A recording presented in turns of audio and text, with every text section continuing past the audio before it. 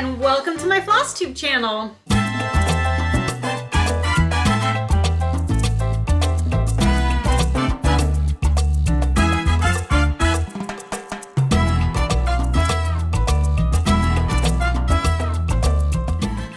I hope you had a great week. I'm a little behind on posting this episode, although I didn't really set a schedule for myself. But I was out of town this past weekend, had a fantastic time. I'm still not sure if I want to do these like every week, every other week, or just kind of like see how it goes and post randomly. But anyways, behind, not behind, who knows? So to start off for this episode, Stitchy Witch 42 specifically asked if she could see the completed Mucha that I did. If there's anyone Czech out there watching this, if you could let me know how to pronounce it, I would appreciate it. Anyways, so I talked about this on my first Flosstube episode. I was kind of like walking through the TikTok videos I had made and specifically talked about this because it was like my first viral video. So here she is. I'm gonna try to get that without the glare. It is framed, so there's kind of that glare from the glass over the top. This is stitched on 16 count antique white Aida fabric, 2/1. It is Girl with Primrose. And not sure how anyone feels about signing work, but I did add a little signature down there at the bottom with the year. Some interesting notes about Girl with Primrose. I purchased this pattern from Etsy. I do have it linked on my website, but I have some qualms about it. So let me kind of talk through that a little bit. So essentially what I have found out since I stitched this and started working on this is that there's this major issue of copyright violations when it comes to cross-stitch patterns. And like the pattern I specifically bought was like a $2 digital download, which I think was the biggest red flag right there. All right, I'm back. I ran out of memory on my, I ran out of space on my memory card, had to delete some old videos, but I'm back. If I did a good job editing, the cut will be imperceptible. And I don't know what I was talking about. Yes, so licensed artwork. Essentially, when someone's creating a cross-stitch pattern that's derived from someone else's art, they need to be licensing it in order to use it. Please note, I am not a lawyer. The opinions expressed here are my own and are not meant to serve as legal advice or guidance. Yeah, this is a huge problem. So I've since learned about that. I'm still really happy with this and really proud of it. And now just really making a very conscious decision moving forward that I will do my due diligence and do my best to ensure when I'm buying patterns that they are indeed licensed. If you love full coverage cross stitch, it's no surprise Heaven and Earth Designs does a great job about this. You can really trust anything that you're using from their website. And I should say some really old artwork doesn't require licensing, and I don't understand copyright law and all that stuff. And I'm sure someone can give some details below about why. I'm sure there's a time limit to certain things, or it's considered like a work of art and it's just like a public license. So, is it super easy to always be able to distinguish cross-stitch patterns that are using legitimate licensed artwork? Not always. Some designers do a really great job of making sure that they include that in their shop description or on their website, so you can always look for that. I think one of the key indicators though I've found, especially when you're on Etsy, is kind of looking at the price. If someone is licensing an image of an artwork to create this cross-stitch pattern, the price isn't going to be $2 to $5. In most cases, it's going to be a little bit more expensive. Yeah? I got interrupted again. I have zero idea what I was talking about, so cue the wah wah. Hopefully I had wrapped up whatever thoughts we had at that moment. Oh, no, I remember. So licensed Mucha cross stitches. If you have any favorite resources for where you like to get your patterns, let me know. I'm already dying to do another one of his paintings in cross stitch format. I've seen Artisy has them. Scarlet Quince has some really beautiful ones as well. So if you have any other favorite resources or websites that you know make licensed Mucha cross-stitch patterns, drop any suggestions below. Yes, thank you. Now for the random life updates of the week segment. Giant cucumber. So this past weekend was fantastic. I talked last week about just kind of some general like mental health struggles, physical health struggles, dealing with migraines, some general burnout. So very well-deserved weekend getaway with my husband, just the two of us, no kids. We went to our favorite like weekend destination, which is Morro Bay, California. We did some hiking in Montaña de Oro State Park, which is one of the most beautiful state parks that I've been to in all of California and any other state for that matter. There's, I mean, obviously so many incredible national and state parks. I think this is a very like underrated one. Not many people know about it. I might regret making this video because what I love so much about it really is how quiet it is. You know, we were there on a July weekend day, like peak season, and it's like just still quiet. You can find a parking spot in every single lot. There's beautiful hiking. If I can figure out how to put a video inset, then right around here, perhaps I will show you some footage of my wonderful weekend. All right, so we went away for the weekend, and I made sure I've got like a little, you know, few garden boxes in my backyard. I've been harvesting some really, really wonderful tomatoes and cucumbers over the past few weeks. So I harvested everything I could before leaving for the weekend. Checked the garden today, it's Monday, and found this ginormous cucumber. I'm pretty sure it's overripe at this point and gonna be like pretty seedy inside, but it actually doesn't look that bloated and has some good color on there still and is nice and firm. So I think I'm just gonna go ahead and make a giant pickle. So I don't know if anyone is interested. I can keep you posted on that, I suppose. Random life update number 2, dip nails.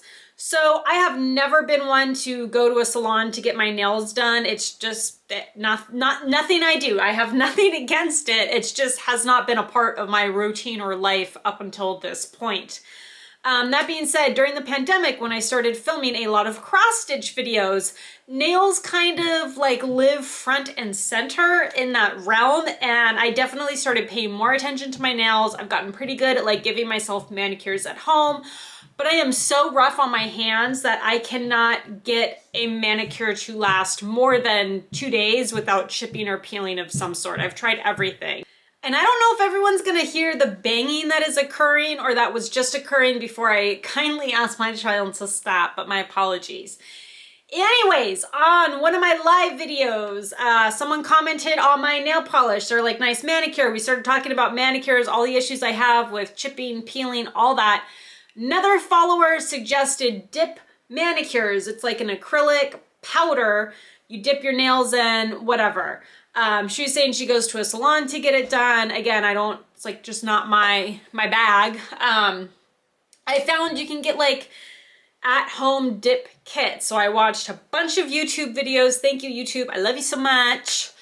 And I did it myself. And like, I have to say, for my first attempt, they're not perfect, but my first attempt, like I am so happy. And this is now like a full 5 days into this. No chips, no peeling, no cracking. Like I'm very excited about this. So that was random life update 2 or 3. I don't know. I forget. I think we'll get into projects. Time for projects. I lied. We're not doing projects yet. I want to share something really fun that I just saw on TikTok today. This is why I love social media. What do I need for this demo? Okay.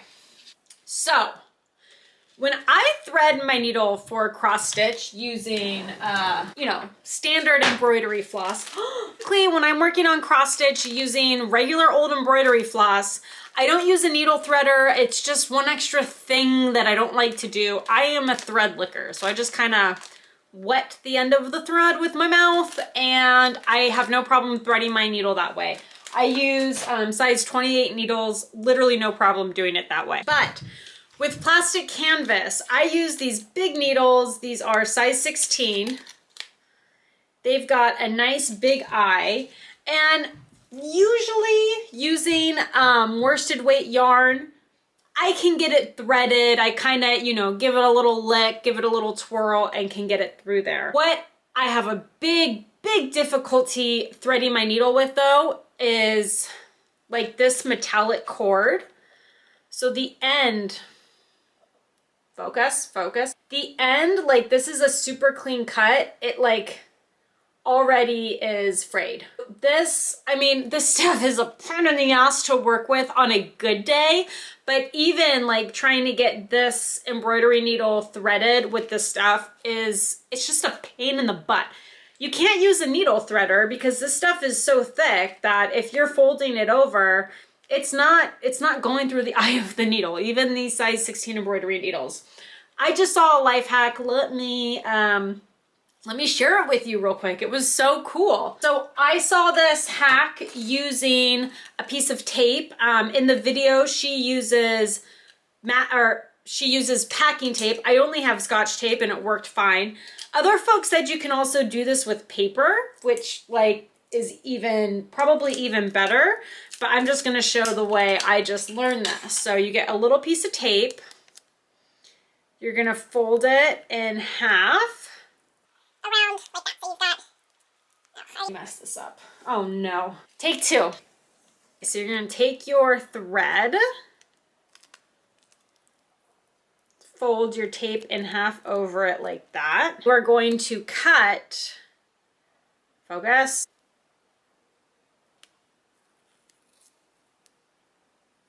sharp point, just like that. Can you see it? Okay, now you can thread it much easier. This is fantastic. So I like shared this video on my TikTok, and a lot of people are commenting like, why don't you just lick the thread? And again, this is really specific to like this thick cord. I think she like specifically was embroidering clothing using some of this like metallic cord. I use this stuff on plastic canvas sometimes. And yeah, it's amazing. So no hate to the thread lickers. I am a thread licker too. But this is a super cool hack. I could see this sometimes. Some of the yarns are just like little problem children, like they don't want to cooperate. And so this is super handy for those as well. Yay!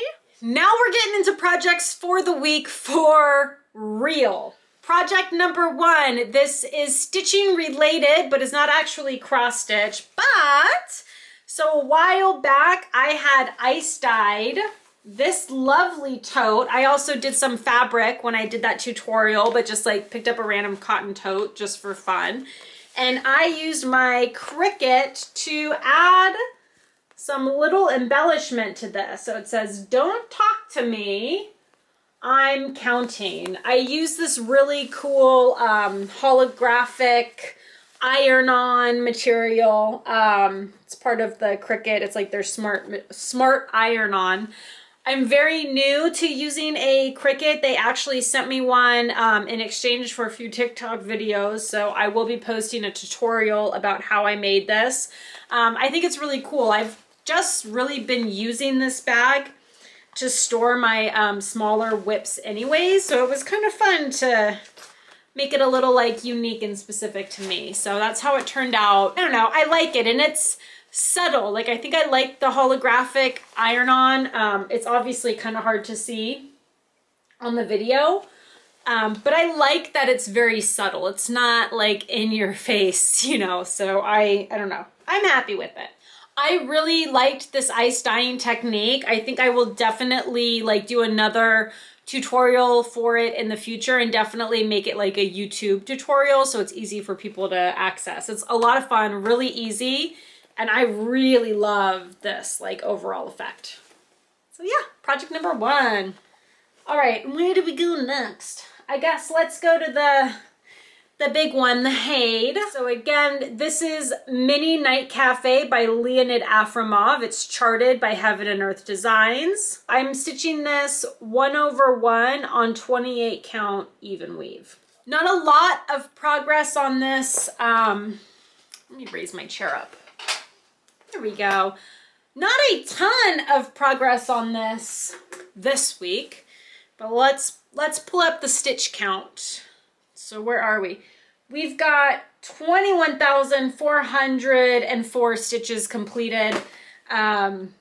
Maybe I'll do some fancy text or something comparing that to last week, but I don't think I added a whole lot of stitches, maybe 100 or so if I'm lucky. So not a whole lot of time spent with this. Again, that's mostly because we were traveling this weekend. I don't really love working on my full coverage cross stitches without having my full setup. I like to have it on my Lowry stand with my magnifying lamp and all of my threads right there nearby. So I know a lot of people do travel with their HAEDs and like, good for you. I'm not one of them. So I have like kind of my smaller whips that I traveled with, and I will give you those updates now. Okay, next up, let me remove the chart. Working more on this one. I actually made some pretty good progress. I think all of this is basically new. Poppy's Blackwork design. It's from Sodastitch Shop on Etsy. This is the piece, again, I created this fabric by using an ice dyeing technique. It's really easy and a lot of fun. 2/1 on 18 count Aida. My kind of general approach with this is to complete all of the cross stitches page by page, and then I'll also fill in the black work once the cross stitches are in place, but again, going page by page. I don't want to save all of the black work for the end because it is not my favorite part of cross stitching, but doing it page by page really helps me. This is 4 pages total. I don't know the stitch count offhand. Yeah, I like the way that this is turning out. I think it's really cool. So that's a flower right there. And then there will be like black work filled in there, similar to what that looks like, right? And then you've got some leaves taking form, and that butterfly just turned out so great. All right, and last up is this free pattern from DMC. This is Moon Moth. So we've got the center part just about completed. There will be the moon in different stages going across the top, and then just like some few star details along the bottom. I am stitching this 2/1 on 14 count Aida. I believe the color is oatmeal, but I mentioned in an earlier video it was not actually labeled with a color, so I think that's what color it is. I really, really like this. I'm stitching this as part of a very detailed beginner series on TikTok. I'm also posting those videos to IGTV slowly. I am definitely not caught up on the IGTV posts. Yeah, so I just kind of wanted to pick something that I thought was beginner friendly. So there's no back stitching, there's no specialty stitches, no French knots. I would not be the person to teach a French knot anyways, so I definitely didn't want to pick a design that had it. I like how there's also some elements of open space because it kind of allows to talk about, you know, when do you carry your thread to start new stitches, when should you not, like some best practices. And expecting to love it, I was just kind of looking for a quick and easy stitch that was going to be like a good way for me to talk through some general techniques and like basic know-how, and I'm like really into this. It's also been kind of nice. I love full coverage cross stitch. I love the big intricate designs that take months, if not years, to complete. It's kind of like this, you know, fatal flaw I have because you want to stitch all the things all the time, but yet I'm constantly drawn to projects that will take me years. And it's sad not having a finish for a few years, right? So it's been kind of fun having these 2 smaller projects to work on here and there. Definitely with traveling this weekend, it's like amazing to have travel projects. I would say this one especially, being a single color design, is like so perfect for traveling. Did I touch on everything I had notes about? No, I didn't. Camera's so off center. So quick FYI, any of the patterns that I talk about, if you're interested in them, I have my website linked on my channel. Maybe I can link it on this video. I don't know. I'll figure that out. Anyways, on my website, I have the most important tab, which is called links. All of the patterns that I use and talk about are always linked there. I also link to products that I use and things that I've posted about before on my page. And I also just have some links for like helpful tools that I love. I'm sure all of you are familiar with things like the cross stitch calculator, but I have that like linked on my page just so there's easy access to some of those like really useful tools. Some of those links are affiliate links as well. What that means is I'm not necessarily directly paid by a company to post about their products or talk about it, but I do have affiliate marketing set up in some cases. Essentially what that means is, you know, if I post a video and I talk about the Cricut machine that I used, if you were to go to my page and link through to view the Cricut that I'm talking about, if you were to go ahead and purchase that or something else on the website, I would get like a teensy tiny bit of commission. It's no extra cost to you. If any of your favorite creators have affiliate links or affiliate pages, it's actually just a really easy, simple way to help support some of your favorite creators. So that's my little blip on affiliate links. I will say I have 90,000 followers plus a little bit more on TikTok. I have applied to the Amazon affiliate program 3 times. I get rejected every single time. It's been super frustrating. They keep telling me I don't meet their requirements. I do have Amazon links still up on my page. But yeah, no actual affiliate post. So yeah, affiliate links, great way to support. They're a great way to support your favorite creators. And it's at no extra cost to you. It does not increase the price of anything that you're purchasing. Literally no different than if you go to the website on your own, search for the product and buy the product. It just directs a little bit, these aren't crazy numbers. It just directs a little bit of that product's overall price to your favorite creator in the form of a small commission. Yeah, I don't know. And I feel like I just learned more and more about affiliate links in the past 2 months. If anyone's like interested in how to navigate this and set this up, let me know. I'm happy to do like an in-depth video post about this and help kind of navigate this for folks. I was able to find a few things that talked about affiliate links and like a few blog posts that talked about it more like in the realm of the crafting world. But to be honest, like nothing specific to any type of fiber art or cross stitch, embroidery. And I don't know. I use the internet to find information, so I definitely couldn't find the exact information all in one place that I was looking for as I kind of started this affiliate journey. So if you have any questions about it or be interested to like see a video post on like how it works and how to set it up and websites you need to go to, again, happy to make a post talking about it in more detail in the future. And once again, a big thank you to everyone who subscribed to this channel. I think we're at 260 something subscribers right now, which is just incredible and amazing. Thank you to everyone who's been watching, liking, commenting. Again, I am just absolutely in love with this Flosstube YouTube cross stitch community. It's been such a warm welcome. I appreciate all of you so much. And yeah, let's keep it going. I'm here to stay. Really love it here. And that's honestly because of all of you. So thank you again. I don't know how long I've been talking for. And not only did Stitchy Witch specifically ask to see this, she gave me an amazing shout out in her most recent Flosstube episode. I've had a lot of fun watching her videos and trying to catch up on her Flosstube channel. So thank you for the shout out, my friend. I hope she has everything you imagined and more. And I can't wait to see the progress on your Mucha/someone please tell me how the heck I'm supposed to pronounce this. Like, comment, and subscribe. And if you want to see a pickle update at some point in the future, let me know.